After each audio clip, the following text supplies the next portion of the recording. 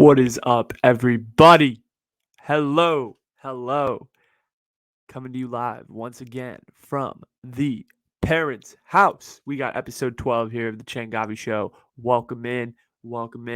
Y'all are probably wondering, what is with the get up, bro? What are you doing? What the hell is this? Someone told me the other day, they said, Anuj, you need to look more professional on your show. Your show needs to be more professional sounding. And to that, I said, Frat Boy is about the most professional I'm about to go, bro. For those of you that are on Spotify, I am currently wearing my pink polo and my Warriors hat, backwards, of course. You know the vibes. You know the deal. I had to go full brown frat boy on this bitch. It's the only way I'm going to be professional. So to the person that said I need to wear a suit, no, I'm kidding. There was no person who told me I need to wear a suit, but people said I need to sound more professional. I'll try. But also, this is who I am. It's just me being goofy, having fun. I like the whole frat boy getup. What do y'all think? Do you think I should just dress up as a fraternity boy? I don't know. We will see, but we have a lot to cover today. This is the Changavi show, and who the hell is going to take me seriously like this? So let's take off the hat, shall we? All right, look at that. Ooh, like that, I go from frat boy to professional. Okay, let's get into the vibes. How are you doing today, Anuj? Okay, very simple. Honestly, guys, I'm doing pretty well. The last week has been pretty busy with school and stuff, so it definitely has taken its toll. But honestly, Bay Area sports have been keeping me going recently. So this is where I put the hat back on. Um, the Warriors are 4-0 in preseason. Jordan Poole's looking like a star. That's great. Giants into game 5 here. Logan Webb pitching. Let's see how that goes. The Niners, let's not talk about them. They're completely useless and don't deserve fans. But but the point is simple. Bay Area sports are killing it right now. There's a lot to talk about, a lot of tea, a lot of drama, regardless of what sport you're into. So I have been happy for that. I've been happy. In addition, it is pumpkin spice season, ladies and gentlemen. It is pumpkin spice season. All caps on that season. So you gotta enjoy pumpkin spice beverages. Are y'all into pumpkin spice? Is that something that like people are into? Or is it just like a white thing? Like I'm not personally into pumpkin spice lattes. I need to go to my local coffee shop because they have a pumpkin pie latte that I've been meaning to try out, but I have not been able to go for the last few weeks. Hence my bank account balance is in the positive. No, I'm kidding. But no, I need to go try a pumpkin pie latte from Great Bear. So shout out to Great Bear if you're listening. Love you guys. My birthday is coming up. That's another thing. But I already did a whole late night story on that, so I don't really want to talk about it anymore. But yeah, turning 21. So officially in about a week, I'll start drinking alcoholic beverages on the Changavi show. Yeah, that's right. And the cops can't arrest me then. Nuh-uh. No, they can't. But for real though, we are approaching the 1-year anniversary here at the Essential Question podcast. First episode ever released on October 31st of last year, I believe, or November 1st. The channel was made back in September, but the first episode was released in October. I'm going to be doing a show about what it's like to be a year in the game and turning into the sudden brown frat boy that I've turned into, aka Harvard dropout, my name. Haha. But it is the 1-year anniversary from when I started this podcast. And I feel like I've grown a lot. I feel like there's a lot to say. So reflection show and emotional, sentimental Anuj will be coming soon. So get ready. But this is frat boy Anuj, bro. Backwards hat, pink polo. You know the vibes, dude. So but we're gonna continue with the Changavi show. We got through my vibe, so let's get into the sports topic of the day, and that is John Gruden is out in Las Vegas. He is no longer the head coach of the Las Vegas Raiders. He resigned on Monday during halftime on Monday Night Football when it was reported by Adam Schefter. John Gruden is out. Okay, so here are my thoughts on this. At first, when I didn't have all the information, I thought to myself, I said, okay, it was a horrible email. He said terrible things. He was a fully grown man. So it wasn't like, he was a freshman in high school, freaking, being edgy and listening to like emo music. No, this is a full grown man. But he said some messed up shit. And there is a group of people that said, he should have been, he should have resigned then. But and I think, honestly, if he knew that there was more to come, I would have resigned right then before, this whole other backlash of crazy shit would come back to haunt me. But, he's John Gruden, and I presumed he thought that he wouldn't get any of these other emails leaked. But yeah, back in 2011, he said, he said regarding a black NFL corporate guy. I don't know the guy's name exactly, something Smith. But he said he had the lips the size of Michelin tires, an incredibly racist thing to say, particularly someone who's black. So that was the first email. And then everyone was like, all right, he said that. It's 10 years ago. Times have changed, blah, blah, blah. I figured that was going to be the rationale. And so we move on. But then on Monday, there's this huge other list of emails that drops. And basically, John Gruden gets revealed as this horrible person because he, on several occasions, he called the commissioner of the NFL, Roger Goodell, the FT slur for gay people. I'm not going to repeat that because it is not appropriate to say. He said some stuff about Jeff Fisher. Jeff Fisher, for those of you that don't know, was the head coach of the St. Louis Rams in the mid 2010s. And he was the coach that drafted Michael Sam, who was the first openly gay player to be drafted by the NFL. And John Gruden said some stuff. He called Jeff Fisher queer and whatnot for drafting someone. Just very immature comments. Not really anything that was um, you know, warranted at all. I mean, you shouldn't be saying that in the first place, but yeah, none of it was warranted.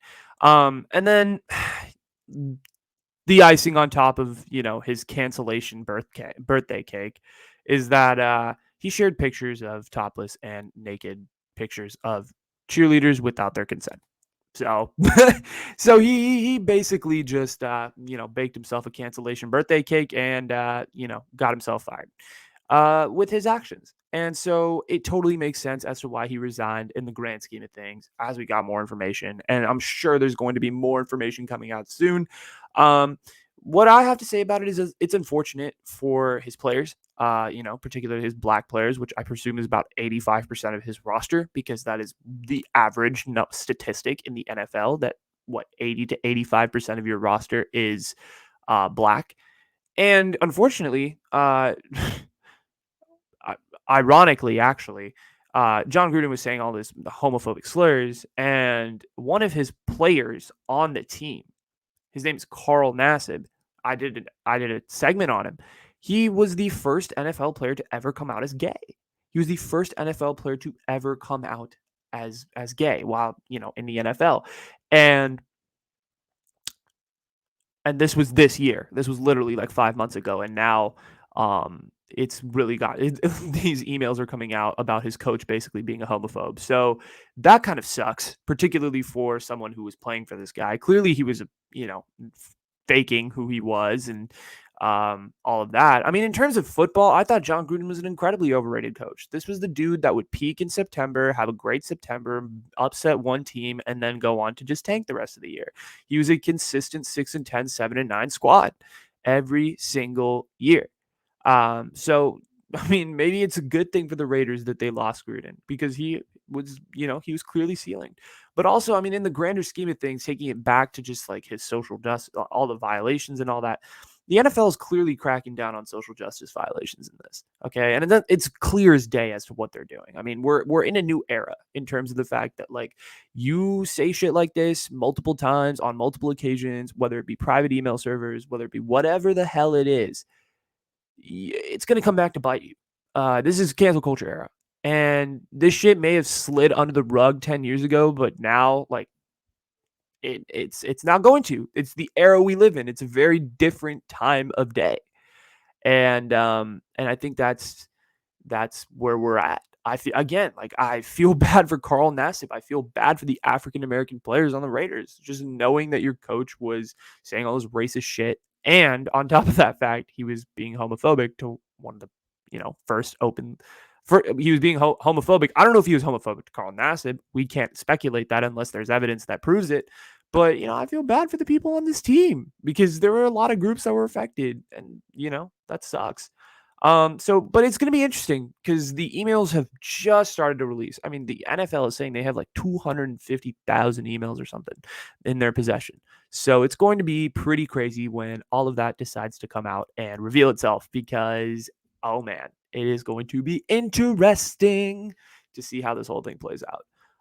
But it's going to take time for it all to come out, and I will be sure maybe not fraternity and Nuge, because he might be, social chair at Phi Alpha's Epsilon or whatever. But some version of me will be reporting on what we see or if anything is really significant. So yeah, that's pretty much what I have to talk about. Gruden though is out of Vegas and everyone is commenting on it. It's the big story in the NFL. I mean, he's a bum.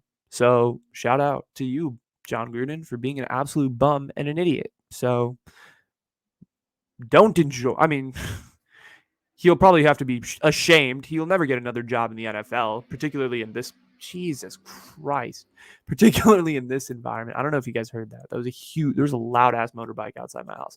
Anyway, John Gruden's out, and he utterly deserves that. But we need to transition into something else. So let's talk about the social media that I use to promote this podcast. Well, one of the outlets, Facebook. So Facebook recently has been having some whistleblowers. So like you all are probably wondering like what the hell? Doesn't this shit happen like every year? Isn't there someone new that comes out with some complaints about some social media application and says they want to testify and just leaves? Yeah, I mean, I feel like there's been multiple of these claims in the past, but nothing has really been done. So I looked into this one a little more and I watched it and I kind of learned a little bit more about the issue that's going on. And I've realized something. I think this one is pretty significant. Um, Employees, I mean, well, first of all, it was an anonymous employee that like obtained tens of thousands of pages of like internal memos, emails, whatever you name it, from Facebook files, confidential files from Facebook, and copied them and took them to a law firm and basically said, I want to sue Facebook because I believe that they, as a publicly traded company, have violated many violations set forth by the laws of the United States, blah, blah, blah, whatever. And there are employees that are clearly aware that Facebook is toxic for kids, and there was hella research. Finally, this whistleblower reveals herself, right? Okay, fast forward a little bit. She reveals herself on 60 Minutes on Sunday, and her name is Frances Haugen. I believe is how you say her last name. If I'm getting it wrong, I'm sorry. But she was an employee at Facebook. She worked at several different departments and basically revealed herself to the public for the first time on national television. And she, talked about her story, talked about all the different documents and her concerns with Facebook. And one of her main concerns that she really detailed was the fact that Facebook has information about about social media's effect on young kids. So they had, she says, according to several memos that she's copied and she showed 60 Minutes, she has details and she has memos that basically state that Facebook is aware of the fact that Instagram is toxic and Facebook owns Instagram, by the way. Instagram is extremely toxic to teenage girls. Facebook has that information. Okay. So here's the thing. Facebook is like I mean, they're a $1 trillion social media company, and 60% of people who have internet access in the world are on Facebook. That's a ridiculous amount. I mean, Jesus. And you are at this point affecting a large majority of the world. Who am I to say that Frances Haugen is right? Okay, but that was one of the claims she made. Then she went on to say this. She went on to speak out about how national security right now is essentially at risk due to some of the policies that Facebook is putting into place. Why is national security at risk? Facebook, well, this is a fact, but also, according to Haugen as well, got rid of their civic. I forget what it was called. It was like civic engagement group at Facebook. They had a whole group dedicated to like election fraud and all misinformation and all that. And they basically got rid of it after the 2020 election, citing the fact that, they got out of the 2020 election without riots, without social media misinformation and all of this stuff. And it was greatly curtailed. They got rid of the department after. Then a few months later, fast forward, you have the Capitol insurrection, and it's like, what the hell did you just do, Facebook? And where a majority of the Capitol insurrection was organized was on Facebook. It was through pages. It was through, like organizations. There were several Facebook posts, and all of this stuff was coming through. And Haugen basically cites the fact that in 2018, Facebook had slightly twisted their algorithm to the so that basically content that was hateful or more polarizing or more clickbaity, hence the clickbait, became more popular and became more easily able to be spread and distributed amongst the platform, amongst your news feed. So, and the interesting part of the whole thing is that she isn't really anti Mark Zuckerberg. I thought when I was going to watch this interview, she was just going to shit on Zuckerberg. She was going to shit on Sandberg, the whole, Facebook brass. But she really wasn't, mean at all to Zuckerberg. She actually seemed to be pretty empathetic towards him. She seemed to be very nice towards him, considering the fact that she plans on suing him in federal court. She wasn't anti-Zuckerberg, and she said something along the lines of like, Mark Zuckerberg didn't create Facebook to malign groups. He created it to, have a positive impact, and Facebook has had a positive impact in some instances. But the reality is the proposals that he's signing and the action that he is putting into place is highly, highly negative. And it is, not combating against the issues, but rather amplifying them. And so that was Haugen's issue. So this all came out like Sunday and Monday, and everyone was talking about it. And then on Tuesday, there was a second whistleblower that decided to reveal herself, and her name is Sophie Zhang. And Sophie basically made claims in regards to similar things that Haugen was saying, but a little more specified. And she talked about fake engagement. So like I'm talking like fake bots liking posts, sharing, engaging with the post, whatever. And she started talking about it from a more international perspective. She has documents and evidence that says that, like, with the president of Honduras in particular, back in 2018 or 2019, about 70% of his likes, posts, engagement with his Facebook posts were related to, were fake.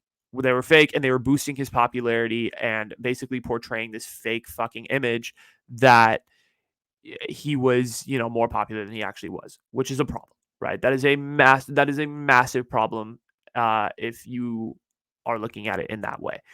And then there was also another situation in Azerbaijan. Those of you that don't know, I think Azerbaijan, I also really don't know. Azerbaijan is in kind of that region of like Turkmenistan, Kyrgyzstan, Tajikistan, like kind of near Mongolia-ish. Like bordering China, kind of. But Azerbaijan is in that region. And basically, in Azerbaijan, there was a ruling party during an election. I believe it was in either 2018 or 2019 as well, that used kind of the pages feature on Facebook and organizations feature to basically create fake political organizations and fake, political activism things to harass the other parties. And basically gain a statistical advantage in the vote, and also, be able to spread their message across social media, which, in effect is affecting democracies across the world. So Sophie Zhang is saying, listen, this is affecting democracies across the world. Facebook hasn't done shit. Frances Haugen is saying, hey, listen, this is Facebook is affecting teenage girls. It's affecting, national security. Like what? So clearly Facebook has, they're citing multiple claims of multiple different areas of the company. So they're on fire, and Zuckerberg's ass is on fire. Once again, I feel like it is like every other year. So it's going to be interesting to see how they handle these claims. I feel like it's important to also note that these two are women. So shout out to them for, standing up and like being like, yo, this shit ain't right. So, good for you guys. And yeah, so Haugen and Zhang, we'll see if there's more that come out. There's already been two. I'm sure I would not be surprised if maybe there's another one or, another whistleblower or something like that. So let's see how the whole situation plays out. But yeah, that's the Facebook whistleblower story right now. I think there's definitely going to be more with this one, but definitely could just end as well right over here. But let's go to this. Let's go to something that's not a current event, really. I mean, it is because they did just release their final season, but let's talk about TV shows for a bit, shall we? Let's talk about On My Block. Okay. On My Block. This is an interesting one, bro. So I've noticed that this TV show, I give On My Block a lot of love. I do. I am one of their bigger fans. I've known about the show since they came out with their first season back in 2018. I, have watched the show thoroughly, multiple times, all through all 4 seasons, or well, 3 seasons. And then the 4th season came out last week and I watched it and I loved it. Um, this is a show that gets absolutely no love when it comes to diversity in television, but is breaking so many fucking barriers, and no one talks about it. Literally, like no one. Like there's a few friends. Like I talked to one friend of mine. I had him on the podcast. Shout out Isaiah. We talked about this show. It's literally me and him were like the only fans. And then I introduced another one of my friends to the show, and he really enjoyed it as well. But not a lot of people watch this show. It's kind of low key. I don't know if it's just amongst my friend group or like hella people watch it in other friend groups. I don't know. I would love to know what you guys think. But On My Block is masterful and people don't know about it and people need to watch it. I think if you call yourself someone who likes diversity in television and you watched 2 seasons of Never Have I Ever, please, like, Mindy Kaling needs to just watch On My Block and take lessons from this show, because the way in which this show does like diverse, quote unquote, woke TV is great. I feel like with woke television, you oftentimes like stop after watching for a season, right? Like Dear White People is so good in so many ways. It's so good at, you know, the messages it's trying to portray and the characters and all of this stuff. It's a very good TV show. It's also very socially conscious and very in your face. And that's okay. And like that's okay. It's just not something that you're gonna like binge. You need to process, you need to watch it. But On My Block is also kind of woke in that way. But it doesn't force the messages down your throat. It's subtle. It's subtle. They do a great job of getting into the weeds of the world and then kind of pulling back the curtain and showing you the bigger picture. I think the way that On My Block does it is probably better than 85-90% of woke TV that I've seen in my, day. Um, there's a reason Netflix has already ordered a spin-off of On My Block, right? This show, they know they have fucking gold here. Like this is the characters, the world, everything. The world building is fantastic. The characters are fantastic. Like the circumstance, like the problems, the fun, like everything is like it's real. It's real, but it's also got these elements of fantasy to it because the crux of the show is based on this huge mystery. It's based on this huge conspiracy, and and it is a little unrealistic at times. Yes, there is a lot of, weird elements to it, but it's weird in its own way. And that's what I like about it, is it's unapologetically weird and they try new shit. And when they know that it doesn't work, they'll move on and they'll, leave that. Right. Um, and the way I describe this show to people, like people are like, well, how do you describe it? It's simple. I think it's the Goonies, except it's black and brown. The stakes are hella high and the characters are extremely Gen Z. That is what this show is. That is what this is what On My Block is. It's a Goonies with higher stakes, black and brown characters, and Gen Z. So it's kind of like a modern day Goonies with it's a more modern day look with Goonies, except it's more based in reality. And for those of you that haven't watched the Goonies, you should. It's good. It's a fantastic kids movie. Um, I I'll definitely have to go back and rewatch this fourth season. I watched it, I'm busy. I got school, I got a podcast, I got you guys to worry about. Um, but I'll definitely go back and watch it because the show has consistently released a quality product, but has gotten such little love. So I feel the need to be like, you know what? Everybody, watch On My Block because you will not regret the decision you make if you do it. You will be it's a bingeable show. You'll binge it in a couple weeks. 4 seasons, quick episodes, 20-30 minutes, nothing too crazy, but also extremely deep in a lot of ways, and tackles themes of loss, grief, trauma, growing up in the hood, rough neighborhoods. Fantastic. And this last season was awesome. This last season was absolutely awesome. It was one of probably the better seasons of television I've seen in a while. I was actually not expecting this last season to be great because the third season kind of dropped off a little bit. I was expecting it to kind of continue on that same vibe, but no, they flipped it. They flipped it really nicely, and they kind of took it back to what they knew best, which is what I appreciate. I can and this is the thing. People are all over TV shows that are like that dip. But the shows that are the best, every show dips for a period of episodes, for a season. Every show has a dip. I don't care if it's the best show of all time. Even The Sopranos dips for a little bit, okay?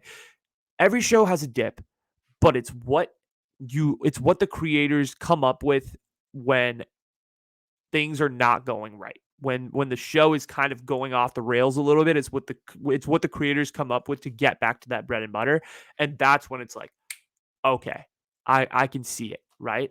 Like, oh, okay, this is a good show because they know how to come back to that, peak level content. That is what a good TV show is, and that's what On My Block did. They hit a little bit of a dip in season 3. I'm not even gonna lie. If you guys enjoyed season 3, feel free to tell me why it was good, because I thought a lot of it was pretty mid. I thought it was C+ work. But in this season, they really came back to what they knew best, and it was B+, A quality work most of the way through. So yeah, On My Block. Very little love mainstream. Squid Games released the same weekend as On My Block did, and so thus On My Block took major L's. But oh yeah, and also, I mean, Sierra Capri is the star of this show. She plays Monse. I think she is going to be a star in Hollywood. I would not doubt if you start seeing Sierra Capri in other movies and TV shows. She's really, really good. She's very talented. Same with I believe it's Diego Torcero who plays Caesar. The performance he puts on in this season is really, really good. But you got go back and watch the whole show. Don't watch this season. But watch the whole show. It deserves all the love. It's over now, which sucks because season 4 was the finale. But definitely go back and give it a watch because I highly recommend this to everybody. It doesn't matter if you're old, if you're young. I think everybody will find some sort of joy in this show because it's a little bit of a throwback, but it's also just a lot of fun and it's got a good energy to it, and I enjoy it. So definitely go give it a watch. But let's talk about the show that everybody's been talking about, because no one wants to talk about On My Block, because every single person in the United States of America, on TikTok, in the world, in life, is talking about this show. It's been dubbed into like 31 different languages. It's all over the world. It started in South Korea. We have to talk about Squid Game. I could not get through a week of the Changavi show without talking about Squid Game, because literally everyone and their mother is talking about it. So I have to. Okay. I got to do it for the content. I got to do it. Okay. So we got to talk about Squid Game for a second. So let's do it. Okay. I have a pretty interesting take when it comes to Squid Game, but let me preface it by saying this. Y'all remember that period of time from like 2013 to 2017 where every single movie that you watched was a dystopian thriller? Literally every single movie that you watched. Maze Runner, Divergent, Hunger Games, like After Earth. Do you remember After Earth? Do y'all remember After Earth? Will Smith, Jaden Smith, 0% on Rotten Tomatoes. That shit was great. I hated that movie, but it was so bad. It was so good. But yes, every Planet of the Apes had their revival during that period. Literally every other movie was like a dystopian movie. Like I could not like there were streaks of like 10 movies straight that I would go to the movies to watch a dystopian movie and then, secretly sneak away to a rom-com and not tell anybody. Let's not talk about that phase. But yeah, this is a callback to that 2013 to 2017 like dystopian thriller era. Is that a problem? No, it's not. I'm just saying that like it reminds me of movies that were kind of made in that 4-year period that were very dystopian, very not utopian society, blah blah blah. Okay, in terms of the quality of Squid Game, I have not finished it. My opinion could totally change if I watch the ending. I have heard so many things about the ending. I don't know what the ending is. Somehow I haven't been spoiled, but I've gotten through like 7 episodes. It's a solid show. It is a solid show. I will give it that. It's a solid show. It's a B plus show. I don't even think it hits the top 25 of shows that I've seen in the past 2 years. Honestly, it's not the A plus show that every single person is talking about. Every single person that talks about Squid Game talks about it like it's the second coming of like every great movie that's ever made. I'll give it that. I think Squid Game. I think Parasite is a lot better than Squid Game. Personally, I think it's more creative. I think the way that they build the tension in Parasite is really cool.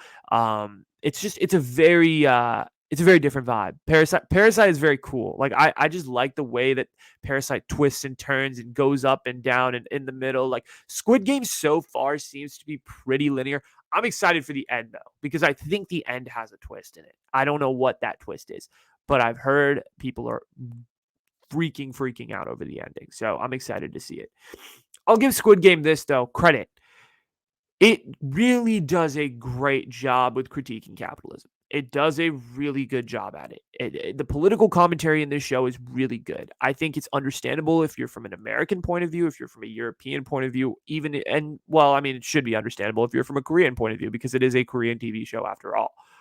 But it's one of those shows that really does like I like shows that do political commentary, but they do it subtly and they don't do it without shoving it in your face and saying, "We're woke. Here is how we do political commentary." Like they don't do that. Squid Game doesn't do that.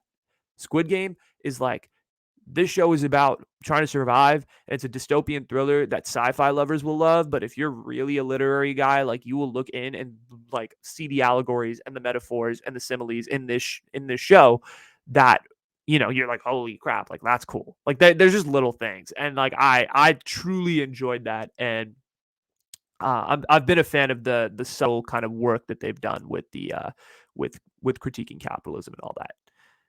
This is actually a very controversial show in South Korea because of the fact that I think there is so much of that capitalistic critique. And South Korea, for those of you that don't know, is a very is like a pure capitalistic economy.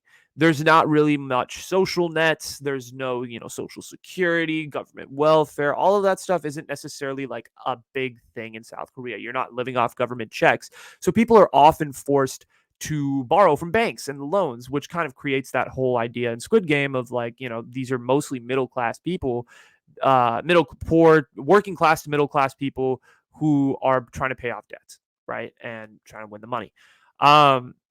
I'm trying not to give too much away because I wouldn't want to do that. But it's highly controversial in South Korea, probably because it is making political commentary towards Korea, towards the Korean government and all of that stuff. And I think that's important. But it's caught fire in the rest of the world, particularly in the United States. Obviously, I feel like this show has definitely caught fire in mostly capitalistic countries because of the fact that it does call out a lot of elements of capitalism for sure.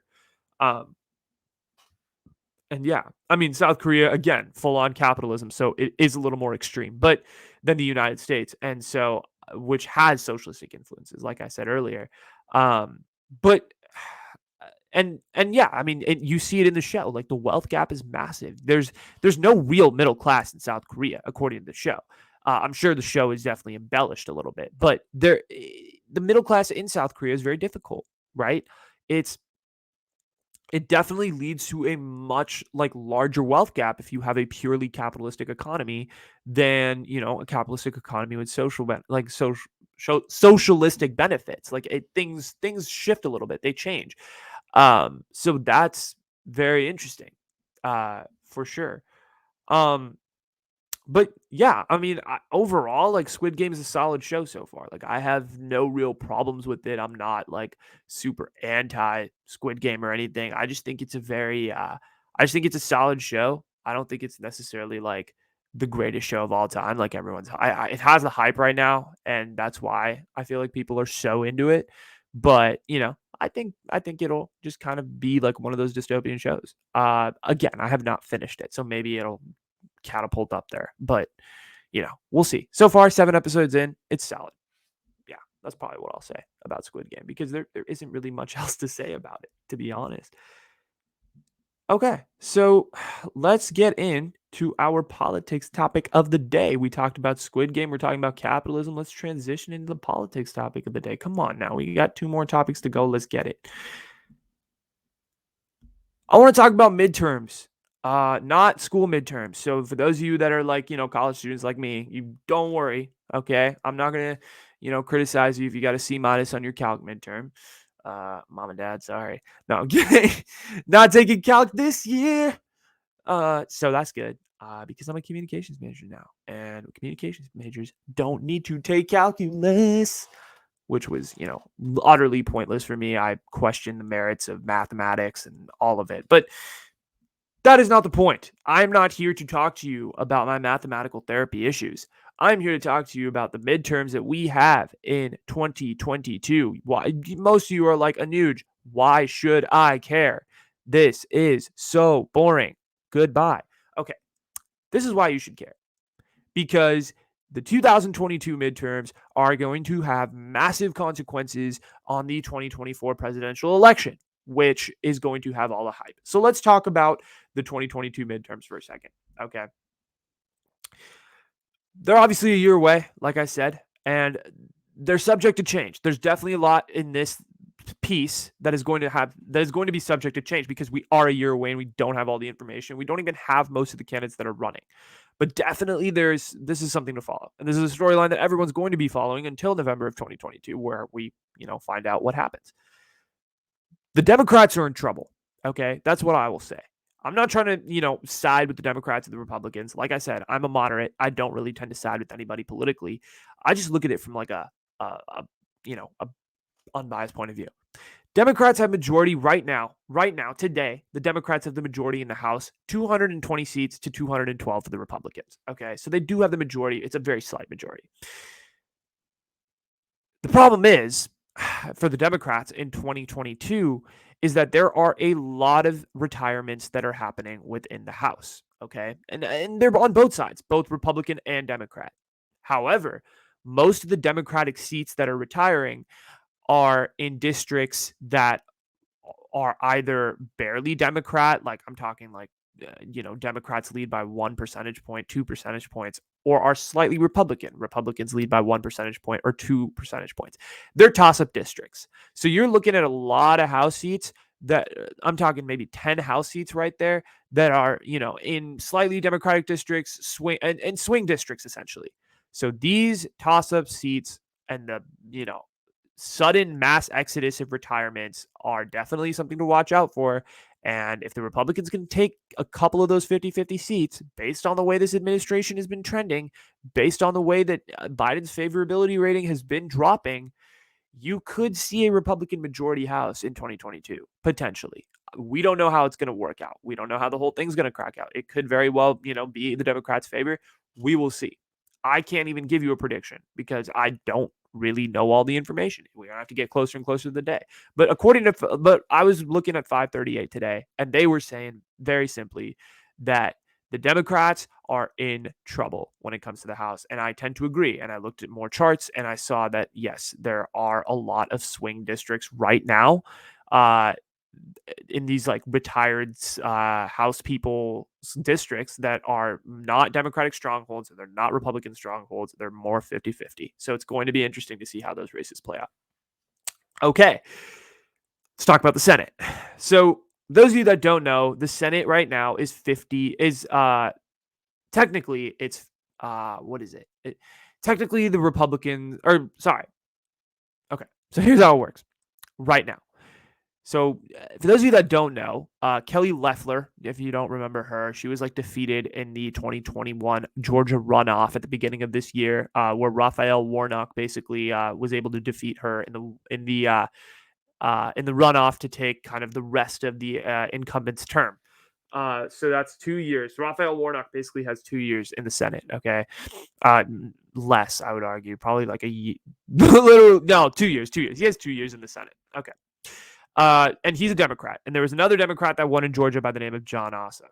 So both of them won. And so there was two Democratic senators that were sworn in, as well as one California senator. But, the California senator, Dianne Feinstein, was also Democrat, and it just transferred to another Democrat. So essentially, the addition of two Georgian Democratic senators has created, and also, yeah, so the addition of two Georgian Democratic senators, as well as the fact that there are two independent senators that tend to kind of side Democratic, has created a 50-50 straight up split in the Senate. Okay, partisan gridlock. You're talking 50 Democrats, 50 Republicans, essentially, right? The two independents kind of, tend to lean Democrat. The thing is, the vice president breaks all ties in the Senate. So 51-50, basically, boom, Democrats win everything. So Democrats have control of the Senate right now, ever so slightly, literally, like to the slightest extent. As I talked about, the retirements are happening, so that's going to be tough for the House. But let's talk about the Senate races, because I think these are the ones that are going to be a little bit tight. And I think the Republicans are going to take the control back from the Senate. They've controlled it for most of the last decade, and I really do believe that they're going to take over again. Okay. So there's 10 races to watch, but I thought these were the four that have the coolest storylines. So I kind of want to mention them, and I want to rattle them off real quick. Okay. So let's get into it. Pennsylvania. Pennsylvania is a really important storyline. So let's get into why. Pat Toomey is the Republican senator, and he's going to be retiring at the end of his term. So that basically leaves a completely open competition for the seat in Pennsylvania. So Democrats and Republicans basically are going to both have primaries, and they're going to run. And the winner of each primary will face off against each other in general election for the Pennsylvania Senate seat, which is available to anybody. The problem is Pennsylvania is not as Democrat as you possibly could be thinking. Biden barely won the state in 2020. Okay. In 2016, this was a Trump stronghold. Trump took Pennsylvania. It was one of the bigger upsets. Hillary Clinton lost Pennsylvania, and partially one of the reasons why she lost the election. Okay. Pennsylvania has been a swing state for a while now. It's not a Democratic stronghold like it used to be. There's three major cities: Philadelphia, Harrisburg, and Pittsburgh. And besides that, it's a lot of rural country. It's a lot of blue-collar workers. It's a lot of coal mine workers. A lot of workers that work in the energy industry. So it's going to be very interesting to see how this all breaks out. That's why Pennsylvania is a big storyline. And I think if the Republicans pull this Senate victory out, that should tell you that in 2024, Pennsylvania may lean red. And that could have implications for the, the presidential election. Okay. Then you have Arizona. Arizona is very, very interesting. It has been a point of contention for the last, almost 4 years now. Mark Kelly barely won the state in 2020. I'm talking like he won this. He beat Martha McSally, who was the Republican incumbent, by 50,000 votes. He barely won this state. Okay. Republicans really want Arizona back. It was a stronghold in 2000, 2004, 2008. Even 12, it was a stronghold. Obama didn't stand a chance in Arizona. Arizona was once considered a red state, and now it's drifting blue. So blue to the fact that Joe Biden won this state in 2020. Incredible. Something that literally had not been done since the 80s or the 70s. Arizona is changing. But Republicans insist that there was ballot and voter fraud in this particular election with Mark Kelly. And there is a lot of bad blood between Mark Kelly and the Democrats. Mark Kelly and the Republicans. So it's going to be very interesting to see how that race plays out. Republicans are going to put a lot of money into the candidate that wins that primary and goes up against Mark Kelly. And I'm expecting another very, very close race that could very well end up being a Republican winning. But I think it's going to be close. I think Mark Kelly does have a chance for sure. Uh, yeah. Okay. Then there's Ohio. Ohio is always a swing state. It always has been, forever. It's in the Midwest. It can swing either way. Eeny, meeny, miny, mo. But Rob Portman, who is their Republican senator, recently announced and said that he's done. And he cited partisan gridlock as one of the reasons for not going back again, going back to fulfill his Senate duties and run for a third term. So this, again, open seat in Ohio leads for a toss-up state, okay? This is 50-50. Democrat, Republican, anybody could take this. It's, up to anybody at this point. And so it's, we'll see what happens. It's going to be interesting to see how it plays out, and it's definitely going to be one that people are watching on election night because whichever way that state turns, I mean, you're looking at potential Republican control of the Senate, but also these races really do have some statistical correlation to how the presidential race is going to play out in 24 because it's kind of like your halfway check-in point of like, how we doing? We like Biden, we don't like Biden. And if it goes Republican Senate, Republican House, I would watch. 24 is going to be highly interesting. And then you have Georgia, okay, which is, I mean, I talked about a little bit earlier. So Raphael Warnock won this seat. And he barely won it. Okay. Barely won the seat. He's going to have to battle for the full term like Mark Kelly is in Arizona. And it's going to come down to the wire in both these states. His main opponent right now, this is going to shock you guys. His main opponent right now in Georgia, who is favored to come through the Republican primary, is a guy by the name, and you sports fans out there have definitely heard this name, Herschel Walker. Yes, I'm talking about the Dallas Cowboys running back. I'm talking about the University of Georgia legend running back. Okay, this is the guy. He is polling very highly in Georgia. He's going to probably win as of right now. There's still a lot of time before the Republican primary in Georgia, but he is one of the higher polling candidates. He is seemingly one of the favorites to come through that Republican primary and give Raphael Warnock a challenge. Y'all might be thinking, like, what? That's so stupid. He's never going to win.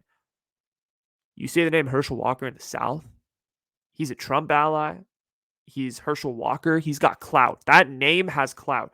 He is beloved in the state of Georgia. And that is going to be a race and a half to win for Warnock. It is going to be a race and a half to win because Herschel Walker is beloved. Straight up beloved. And it's going to be very, very, very close, I think. Yeah. And also Missouri is also reported to be a state of contention, but I just do not believe the reports that it is because Trump carried the state by 14 in 2020. And I really don't see it being a big state. I don't see there being a Democratic senator that wins this state, even though there is an open seat. I don't think so. But it's going to be a tough battle for the Dems. Like I said, they do have a shot, and if they do maintain control, good for them. If they do maintain control of both the House and the Senate, it does definitely mean that the Democrats have the edge in 2024. If they lose one, then yeah, you should start to be concerned. And if they lose both, I think you could be looking for a Republican candidate to take the White House in 2024, which concerns a lot of people because this is an absolutely pivotal election because we don't know if I think there's a less than 50-50 chance that Joe Biden runs. Because of the fact that he's going to be 81 years old by the time the New Hampshire primary rolls around for 24. 81. That is ridiculously old. I do not think he's going to be able to finish out this. Like, I think he's a one-term president. Unfortunately, I do believe that means Kamala Harris is going to be the is going to try to run again for president. But I hope it's an open Democratic primary, and we'll get to see some of the candidates that the Democratic Party puts out. And same with the Republicans. But that, as all Democrats are afraid of, DJT, he's lurking in the shadows. He's always lurking. And Donald Trump could come back in 2024 and throw this fucking country for a wild election. So that's why I'm excited. 2024 is going to be crazy. The election is going to be insane. But these Senate races are definitely ones to watch out for sure for 2022. And if these Senate races flip a certain way, you could start to feel comfortable about a Democratic candidate. But if they don't, then we'll see what happens. All righty. Okay. I talked a lot about politics there. That was long, but we're going to do one last topic and we're going to call it a night. So I had a question that I put up on Instagram, and I basically said NorCal or SoCal. What do y'all think? Most people voted NorCal. I totally expected that because of the fact that most people on my personal Instagram are from Northern California, baby. Let's go. Um, so Bay Area or LA? I thought I would answer the question for myself and give you my take. Okay, here it goes. Of course, I will say the Bay Area. The Bay Area, the reason why I love the Bay so much is very, very simple. Okay. It's because people are weird. It's because the culture is weird out here. You can be your authentic, weird self, and no one is going to judge you. In LA, people are hella freaking basic. If you don't have an Instagram with more than 10,000 followers or a TikTok or have social media clout, people are like, oh my God, like that's so weird. In the Bay, like you can get away with saying things like, yay, for sure, yada da mean, and just like be cool, right? You can't do that down in LA. People in LA, if you do that, will think you're fucking weird. That's what I love about the Bay Area is you can be yourself, you can be authentic, you can be fun, and it's kind of this, it's a cool culture. Obviously, home prices are hella high. Like I'm not even gonna cap on that. Home prices are ridiculous here. Okay, I'm hoping that prices tank so I can live here for the rest of my life. But San Francisco has this unique culture about it. It has this unique feel to it that no really other city in America does. The Golden Gate, like just the downtown, like the whole city is designed in this kind of weird fashion, which not very many. It's right by the bay, like it's just a very unique city, and it's one of the most unique cities in this country, really. It's just different. It's very different. It may not be like the cleanest city in the world. Yes, there's hobos everywhere. Yes, parts of the city smell like urine. Absolutely. I'm not saying any of those things are factually incorrect. But there's just something about that city. There's something about that city. There's something about this area, man. The air, I don't know what it is. It gives me life. I love it. And I haven't lived in Los Angeles. I lived in the Inland Empire for about 6 months, and I have to say I was not a fan. But you know, to each their own. And if you like LA, that's cool. There is definitely a big appeal to LA. I see it. The Hollywood, the weather's better down there. Um, there's just a lot more happening. I would say. I mean, the Bay is very happening, but like LA is like, dude, like it's an unpredictable life. Like you're surrounded by all sorts of things. But I'll tell you this: Bay Area people, the culture out here is passionate. It's weird. It's funky. It's fun. And it's filled with people who just want to have a good time, and I like that. And it's a lower key city is what a lower key area is what I like about it. It's not people who are like trying to be something that they're not. Um, Sometimes it is. The Bay definitely does have its pretentious motherfuckers, but it is filled with a lot of people who are like very low key, very chill, just very nice, and I respect that. And I respect the low keyness of the Bay, and I respect the fact that I could wear this in the Bay Area. If I were to wear this around with like cargo shorts, people would compliment me on my outfit. I like that.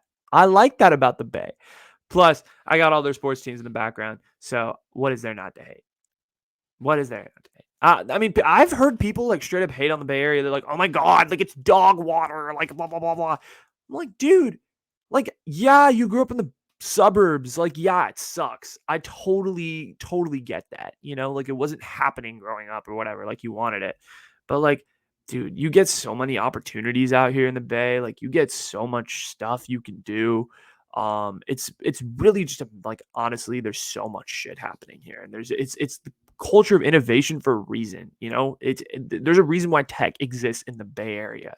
Well, I mean, because of the fact Silicon was founded, in the South Bay. But I mean, the Bay's just got its unique feel to it, where I feel like if you come here, you are accepted for who you are. You could be weird, you could be funky, you could, do your thing and not be judged for it. And that's what I like about it. And it's filled with a lot of people who self-start, and I like that. And I think LA has the same, but it's just, I don't know. I grew up here, so it's different. But that's my take on the Bay. I'm always Bay Area for life, even over LA, and that's how I feel. And there's no real rant to it. But that's all I got for you all today. My computer's about to die, and I need to go to bed because it's 12:47 in the morning, and my parents will freaking yell at me if I continue talking. So if you guys liked it, if you guys like the show, like and subscribe. If you're on YouTube, if you're on Spotify, please, please, please hit the follow button, por favor. That would be much appreciated. I hope you like the frat boy look today. I tried to look a little more professional for you guys out there. And I know you can't see me if you're on Spotify, but picture your boy, a little fratty. But yeah, that's all I got. Thank you guys so much for everything. Been a year almost since we started doing this, and I've seen so much growth. So thank you guys so much. That's all I got, and I'm out of here. Peace.